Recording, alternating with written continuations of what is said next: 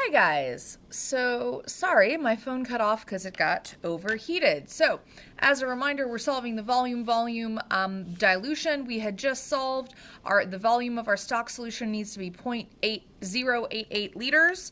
We need to do the final step, which is where we reread to look for the unit they wanted in and for the decimal. So they want it in milliliters, and they want it to 1 decimal. This is in liters, so we'll need to convert it. I'm going to go from liters to milliliters, so 3 decimals this way. So that becomes 88 milliliters, and 1 decimal would be 88.0 milliliters. And that would be our final answer. Now, let me go back and show you what this would look like if it was the percent mass volume. So in the original problem, it would be written exactly like you see this, except for the fact that after the percent in parentheses, they would have mass volume, M/V.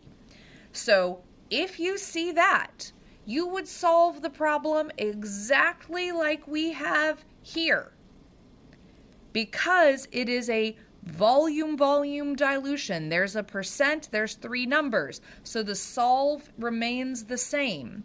It's just when we get to step 7, because it is mass volume, what you do is you take whatever unit your final answer is in, we're in milliliters, you keep the prefix, but you'll change the base from liter to gram. So that means if this was a percent mass volume problem, your final answer would be 88.0 milligrams. That's it. That's the only change you would make, just to help you with future problems. If your final answer had started in microliters, then you would just change it to micrograms. If it was in liters, you would change it to grams. If it was in kiloliter, you would change it to kilograms. So a percent mass volume, you solve exactly like a regular volume, but at the end, you convert the liter base to the grams base.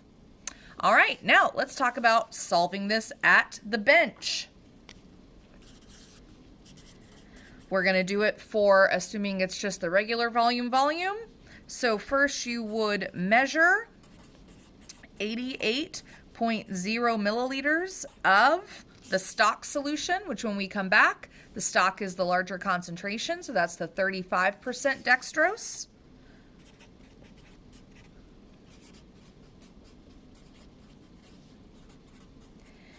And to do that, we would use a graduated cylinder.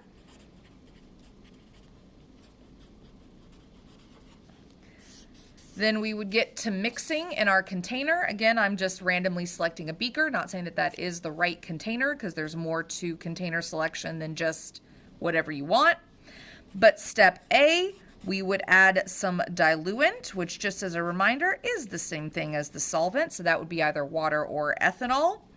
Then we would add all of the stock, that 88 milliliters of the 35% dextrose.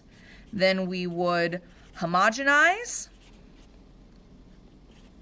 and then we would fill to a final volume of 0.88 liters with more diluent. And then that is our dilution made. All right, that's it, guys.